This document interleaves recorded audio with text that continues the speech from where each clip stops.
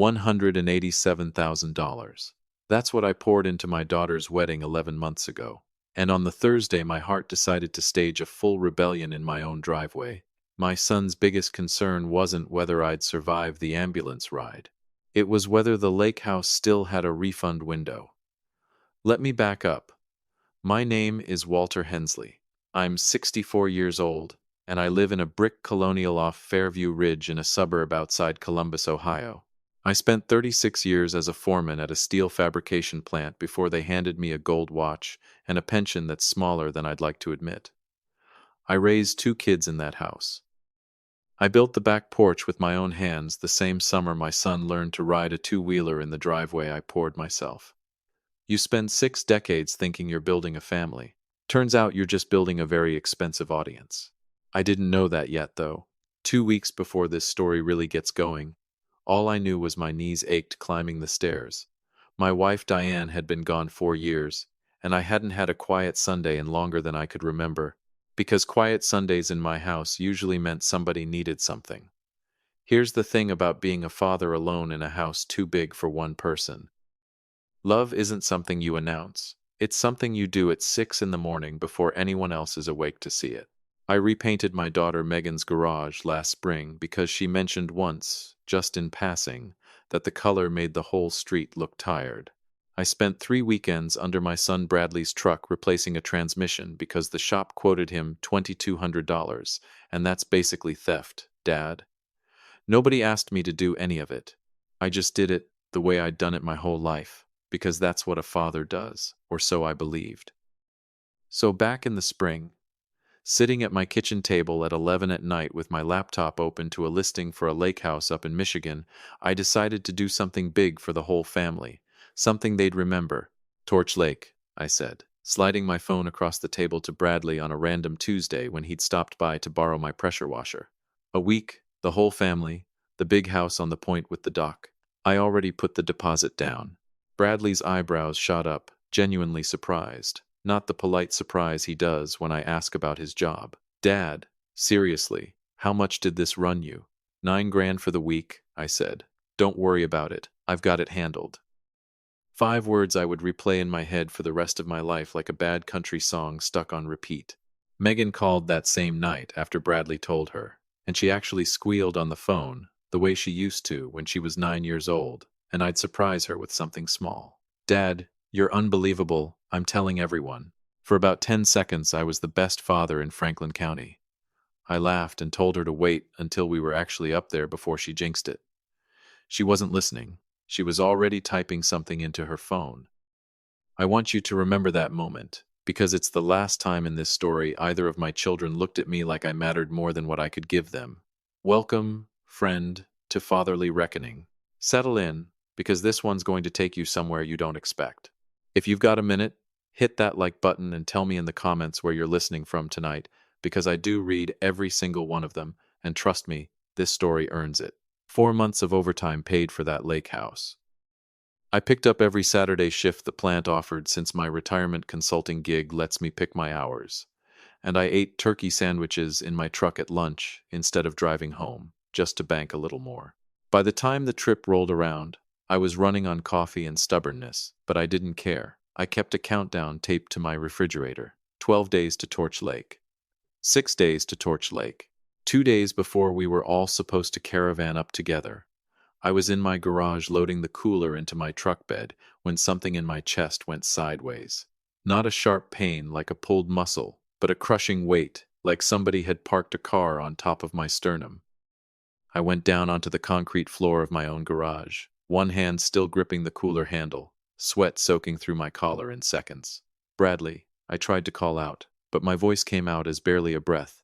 My neighbor found me 12 minutes later, only because she happened to be walking her dog past my open garage door and saw me on the ground. She's the one who called 911, not my son, who was supposed to be coming by that morning to help me load the truck. I was in Riverside Methodist for 4 days. Triple bypass. The surgeon told me afterward, in that flat clinical way doctors have, that if I'd been alone another 20 minutes, we wouldn't be having this conversation. Bradley showed up at the hospital on day 2, not day 1. He stood at the foot of my bed in his gym clothes, phone still in his hand, and the first thing out of his mouth wasn't, "Are you okay, Dad?" It was, "So does this mean we're not doing the lake house?" I remember staring at him, tubes running out of my arm, and thinking surely I misheard him. I hadn't. The doctor's orders, when they finally discharged me, were about as clear as instructions get. No lifting, no driving, no strain of any kind for at least 2 weeks. Someone needs to be with you around the clock for the first several days, the discharge nurse told my son directly, looking right at him. Bradley nodded along like he was listening. He was not listening. He dropped me at my own front door, walked me as far as the couch, and told me he'd check in. Then I heard him on the phone in my driveway through the window I'd cracked for air, his voice carrying the way voices do when a man thinks nobody's paying attention. "No, Meg, I know it's non-refundable. That's the whole problem. 9 grand just gone if we bail now." "No, he's fine, he's stable," the doctor said. "Rest. That's it. He's fine." I was sitting on my own couch with a chest full of surgical wire, and I was fine. I told myself I'd misheard the tone. I told myself a lot of things over the next 2 days. On the third evening after I got home, Bradley came back inside dressed for travel, duffel bag already over his shoulder, and there was a second bag by my front door that I hadn't given anyone permission to pack for me, as if I were supposed to be coming too. Something in my chest, the good half that the surgeon hadn't touched, already knew what he was about to say before his mouth opened. "Dad," he started, and I want you to understand he used the exact tone he uses when he's explaining to a client why a deal fell through and it's definitely not his fault. "The deposit's non-refundable, all 9 grand of it. Megan already told the kids. If we cancel, now we're just burning money, and honestly," the doctor said, "rest and quiet, and with everybody up there, it wouldn't exactly be restful, would it? You'd be better off here on your own, actually." I stared at him. "You're all still going?" "Well, yeah, Dad. I mean, what else are we supposed to do? Just eat the cost. Everybody's already packed. You wouldn't want to be the reason the grandkids miss their 1 week at the lake all year, would you?" There it was, the move. Make it about somebody else's happiness, so my objection makes me the villain of my own recovery. "Bradley, I can barely get up off this couch by myself. I need somebody here." "You'll be fine," he said, already halfway to the door, checking his phone. "We'll call you every day, I promise." Then he did something I still don't fully believe, even though I watched it happen with my own 2 eyes.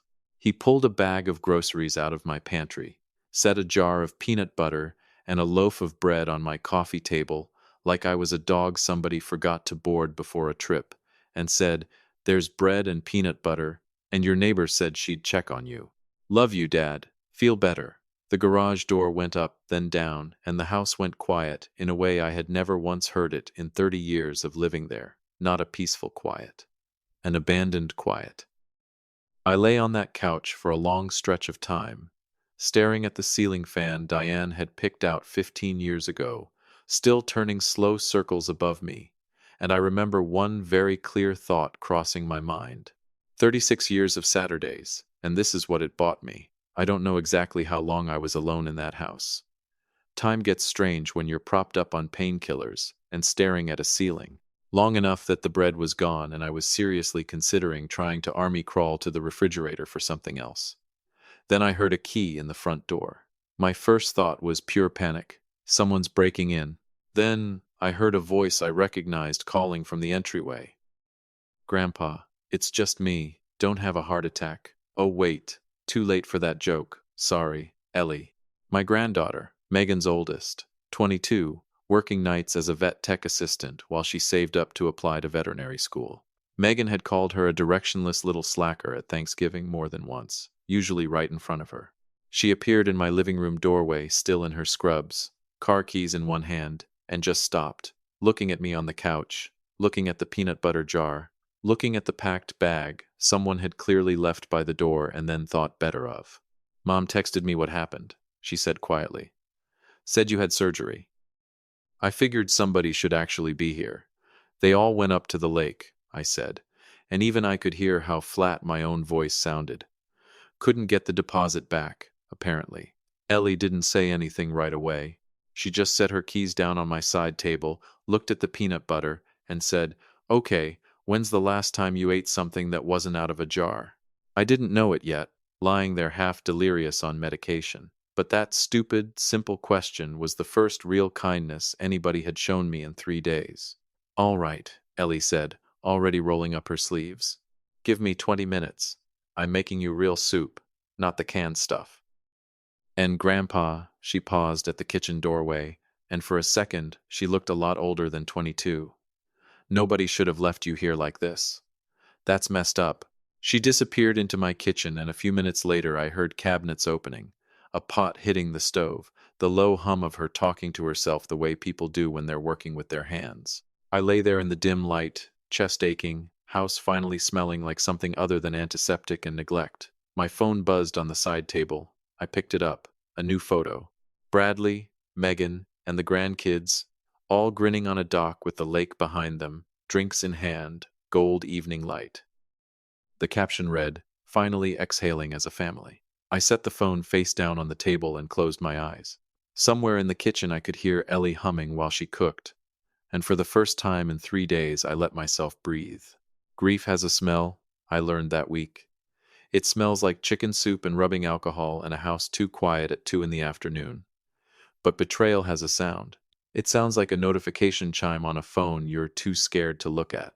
By the second day, I was walking short distances on my own, hunched like a man 20 years older than I already was, one hand pressed flat against my chest like I could hold the wires together if I just pushed hard enough. Ellie had gone home to sleep but promised she'd be back that evening. For a few hours it was just me, the ceiling fan, and my phone sitting on the side table like a loaded gun. Around noon it buzzed. My grandson Tyler, 13 years old. "How you feeling, Grandpa?" 4 words. That's all it took to crack something open in my chest that had nothing to do with the surgery. I typed back a real answer, not a casual one. "Better today, buddy. Sore, but Ellie's been amazing. Made me soup and helped me get around. Miss you all. Hope the fish are biting. Love you." I sat there watching those 2 little check marks turn from sent to nothing. Pathetic, probably, for a grown man to wait on a text like that. I didn't care. Nothing came back that afternoon. Nothing came back that evening. She's probably just out on the boat, I told myself. She'll circle back. She circled back the next morning, just not the way I'd hoped. I was scrolling, bored, restless, trying to distract myself from the ache in my chest, and Tyler's account popped into my feed because Ellie had insisted I follow all the grandkids so you can actually see their lives instead of asking them 20 questions at Christmas. There he was, in a video, laughing with his cousins on the dock, and the caption underneath, clearly written by one of the older kids helping him post, read, "When Grandpa texts you a novel about the fish while you're trying to enjoy the lake, tragic dad energy, send help." 4,000 views. I read that caption maybe 5 times, waiting for it to say something different. It never did. I deleted the second message I'd started typing back. The longer one. The one where I'd begun to write about how scared I'd been on that garage floor.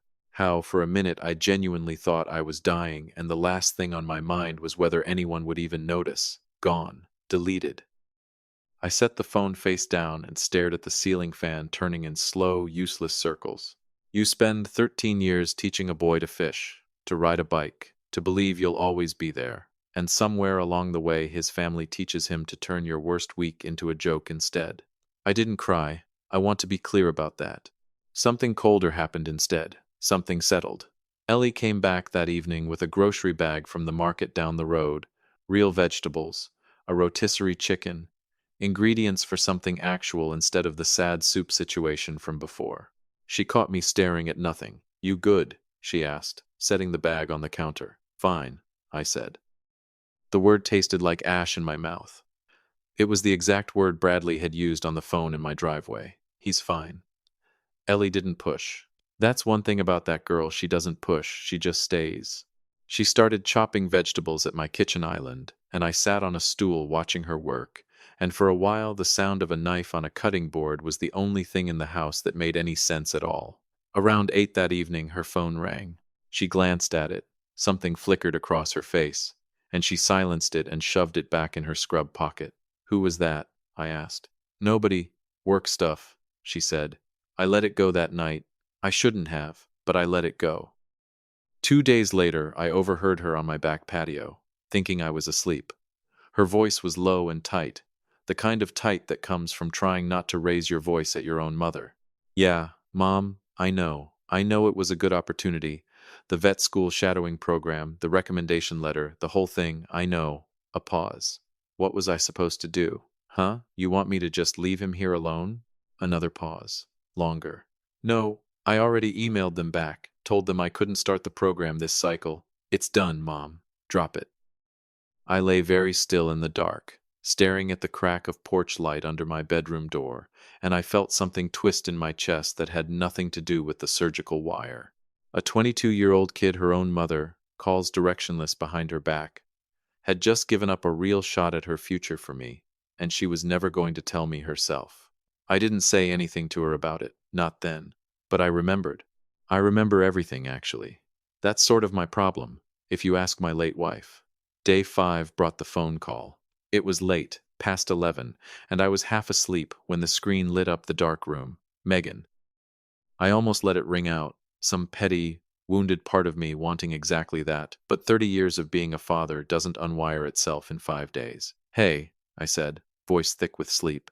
Hey, Dad. Her voice was softer than it had been in months, with a slight slur that told me there'd been more than one glass of wine involved. I'm sorry. I know this has been hard on you. I just needed a break, Dad. I felt like I was drowning. The kids, the house, work. I just needed to breathe for a minute. For one stupid, hopeful second, my chest actually loosened. Maybe this is the moment 30 years of family remembers itself. Meg, I said carefully, if you're drowning, come home. We'll figure it out. That's what we do. I know, she said. I know. I just need a few more days. I'm sorry, Dad, I really am. We hung up. I lay in the dark a long time after that, turning her words over like stones, looking for the version of them that meant what I wanted them to mean. I found my answer at 7 the next morning. A new photo. Megan and 2 of her friends from the neighborhood who'd apparently driven up to join them, all in matching robes at some spa the lake house apparently came with, cucumber water in hand, faces covered in green clay, laughing at the camera. Caption: Self-care isn't selfish. Moms need this too. I read that caption the same way I'd read Tyler's caption 2 days earlier, over and over, waiting for it to mean something other than what it obviously meant. She wasn't apologizing to me. She was apologizing for herself. There's a difference. It took me 64 years and a triple bypass to learn it, but there's a difference. The mail arrived at 11 that morning. Ellie brought it in.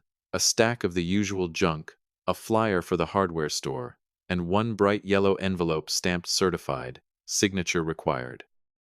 Under normal circumstances, Bradley handles my mail when he's around, has ever since he set up online banking for me 2 years ago and told me not to worry about any of the paperwork. He'd keep an eye on it.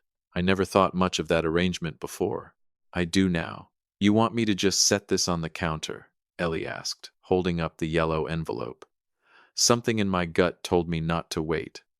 Open it, I said. My hands still shake pretty bad from the medication. Just read it to me. She tore it open, unfolded the letter, and I watched her face change as she read it. Eyebrows pulling together, jaw tightening. Grandpa, she said slowly, this is from your bank. Read it. She cleared her throat. It says there's been unusual activity flagged on a home equity line of credit tied to this address, and they need you to confirm 3 recent large withdrawals or the account gets frozen pending investigation. The kitchen went very quiet. I could hear the refrigerator humming, my own heartbeat, weirdly loud, weirdly slow. That's not possible, I said. I don't even have a home equity line. I paid this house off 11 years ago. I mean, Ellie said gently, holding the letter toward me even though we both knew I couldn't do much more than glance at it. It's saying otherwise, and it's asking about $81,000. I sat there on that couch, and my mind went somewhere strange and specific, back to every Saturday I'd spent repainting Megan's garage, rebuilding Bradley's transmission, every overtime shift I'd picked up for a lake house nobody thanked me for. I built this life with my own hands, one weekend at a time, and somebody had quietly been draining it behind my back. Ellie, I said, and my voice came out steadier than I expected, help me get to my laptop. It took her practically lifting me off that couch, and even sitting hurt, the incision pulling tight every time I leaned forward. But I needed to see this myself. I needed to stop being told things and start knowing them. I tried to log into my bank account. Password incorrect. I tried the home equity portal the letter referenced. Password incorrect. Every account I could think of. Same result. They've all been changed, I said, mostly to myself. Changed how? Ellie asked, leaning over my shoulder. I don't know yet, I said, my jaw tight. I'm about to find out.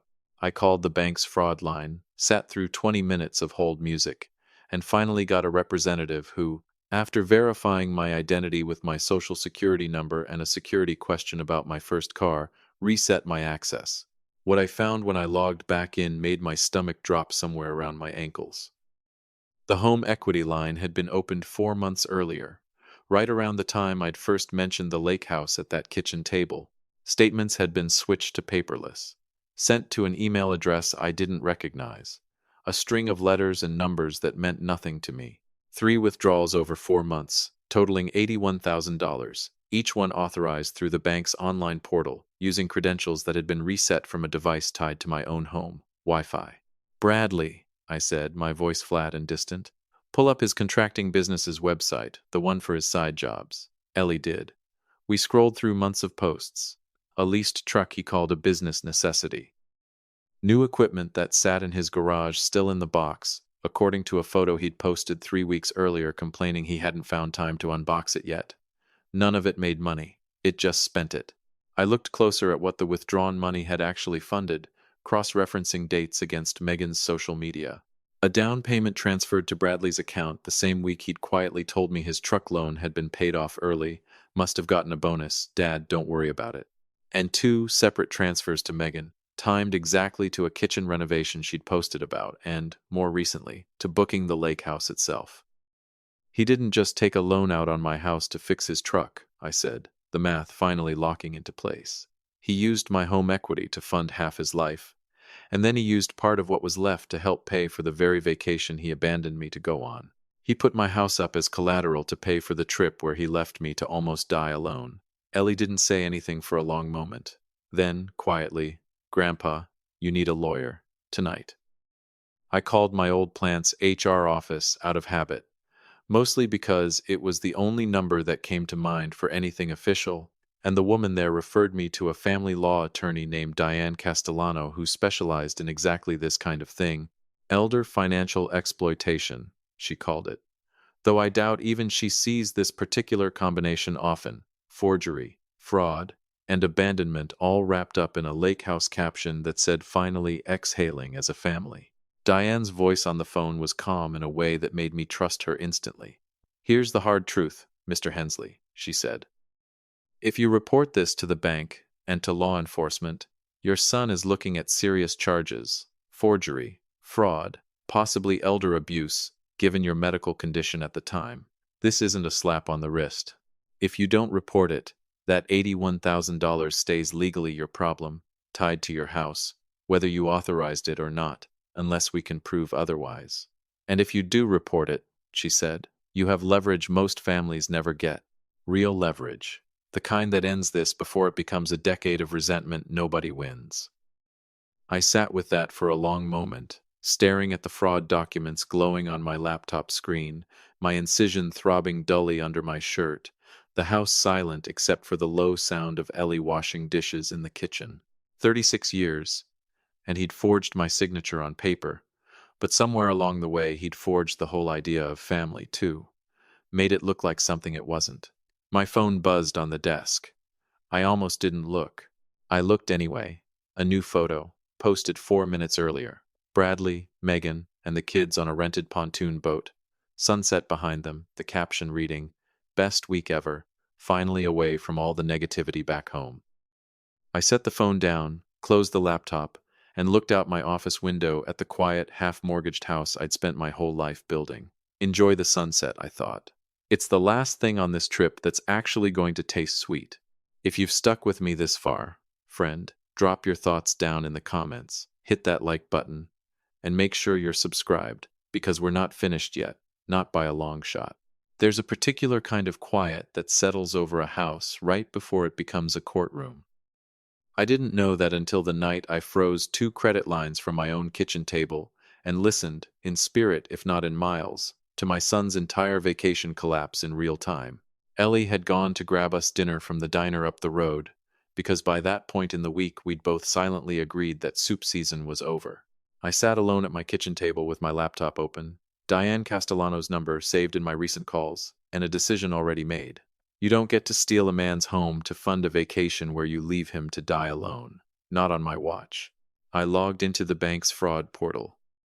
There were 2 accounts still active on my name that Bradley had access to, an old joint checking account from years back that I'd never bothered closing, and an authorized user credit card I'd added him to during a rough patch a decade ago and simply forgotten about. I hovered over the toggle for a long moment. Last chance to be the reasonable one, to let it slide, to keep the peace. I'd been the reasonable one for 36 years. Look where it got me. I froze both. The text came in around 8:30 that evening while Ellie and I were eating meatloaf out of styrofoam containers at my counter, like 2 people at a job site instead of a kitchen in a 5-bedroom house. Bradley. Card got declined at the marina. Must be a glitch. Can you check? I didn't respond. Ellie glanced at my phone, then at me, and kept eating. 10 minutes later, my phone actually rang. I let it buzz twice before I picked up, and when I did, I could hear boat engines and voices behind him. Dad! His voice was pitched low, urgent, the voice he uses when he's trying to sound calm in front of people while he's anything but. Hey, so weird thing. My card just got declined at the marina store. Can you check what's going on with the account? I know exactly what's going on, I said. I froze it. Silence. Real silence. The kind where you can hear someone recalibrating on the other end. You? What? Dad, we're at the marina. There's like 8 of us here. This is completely... His voice dropped even lower, and I could picture him exactly, stepping away from the group, hand cupped around the phone. Are you trying to embarrass me in front of everyone? I kept my voice level, calmer than I'd felt in 11 days. I didn't freeze it to embarrass you, Bradley. I froze it because it's my name, my credit, my house, that's been sitting as collateral on a loan I never signed for. Well, some of it's apparently my signature. Don't rush home on my account. I hung up before he could answer. Ellie looked at me over her meatloaf, eyebrows raised, chewing slowly. Damn, Grandpa. Yeah, I said. Damn. I didn't sleep much that night, but for once it wasn't my chest keeping me up, it was strategy. I sat up against the headboard with a legal pad Diane had told me to keep, write everything down, dates, dollar amounts, screenshots, all of it. We build the case before we build the confrontation. By 2 in the morning, I had 4 pages of notes and a plan that felt less like revenge and more like a demolition schedule, which I suppose is fitting. 36 years in fabrication teaches a man how to take a structure apart safely, so it doesn't hurt the people standing near it. Except, this time, the people standing near it were the ones who'd built it crooked in the first place. The next morning, Diane filed for an emergency hold on the home equity line and flagged the account for fraud investigation, freezing any further activity before Bradley could touch another dollar of it. It went through by early afternoon. Whatever cash the family had brought with them onto that pontoon boat was, as of 2:15 that afternoon, the last money they had easy access to. Then I did the part I'd been turning over in my head since that certified letter first landed on my counter. Bradley's contracting business had 2 silent partners, guys he did small jobs with, both of whom I happened to know personally from decades in the trade. I sent them a short, factual email, subject line, regarding financial activity affecting shared business interests. I attached my hospital discharge paperwork, dated the same week my son and daughter were photographed relaxing at a lake house, a summary of the fraudulent withdrawals and where the money had actually gone, and a screenshot of the finally exhaling as a family caption, time-stamped the same morning I'd been trying to sit up on my own in a hospital bed. I didn't editorialize. I didn't need to. The math did the talking. You don't throw a punch when the truth can land it for you. I hit send at 3:40 that afternoon and went to help Ellie with something that felt better than every other part of the plan combined. She'd been quietly saving for 2 years toward veterinary school, application fees, and equipment for a small mobile pet care setup she dreamed about running someday. something to help elderly folks and shut-ins who couldn't get their animals to a clinic easily. "You don't have to do this, Grandpa," she said, standing next to me in my driveway, hands shoved in her jacket pockets, trying and failing to sound like she meant it. "I know I don't have to," I said. "I want to. You gave up a real opportunity to spoon-feed your grandfather soup and read him certified mail. The least I can do is not let that be for nothing." We worked out the terms right there in my driveway with Diane on speakerphone, my personal savings, the part of my pension Bradley never had access to, funding a proper mobile veterinary support van outright, licensing and insurance handled the right way, Ellie's application fees, and her first semester covered so she could apply this cycle after all. "Hensley Mobile Vet Care," she said, testing the name out loud for the first time, looking at me like she could already see it painted on the side of a van. "Sounds like something worth showing up for," I said. It was the first thing in 11 days that felt like it was being built instead of torn down. They drove back into town 2 evenings later. I know because Tyler's location was still shared on the family tracker. Megan had insisted we all keep years ago. For safety, she'd said, back when safety still meant something other than her own comfort. I watched the little dot move off the highway and onto our street, and I sat at my kitchen table and waited. Diane was already there beside me, folder open, quiet and unbothered, the way a woman is when she's done this 100 times and knows exactly how it ends.